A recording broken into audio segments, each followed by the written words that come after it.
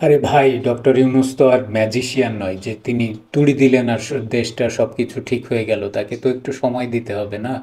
তিনি দেশের দায়িত্ব নিয়েছেন মাত্র কয়েকদিন হলো, অথচ এর মধ্যে প্রায় ৩০০ বার আন্দোলন করা হয়ে গেছে আপনাদের। এ দাবি সে দাবি, ভুয়াদের আন্দোলন, ভিখারিদের আন্দোলন। তাকে তো একটু সময় দিতে হবে দেশটা গুছিয়ে নেওয়ার। গতকাল মালয়েশিয়ার প্রধানমন্ত্রী আনোয়ার ইব্রাহিমের সাথে বন্ধুত্বপূর্ণ মিটিং হয়েছে আমাদের প্রধান উপদেষ্টা ডক্টর মোহাম্মদ ইউনূসের। এবং তাদের প্রয়োজন শ্রমিকের, আর আমাদের আছে পর্যাপ্ত শ্রমিক। নানা বিষয় উঠে এসেছে সেখানে।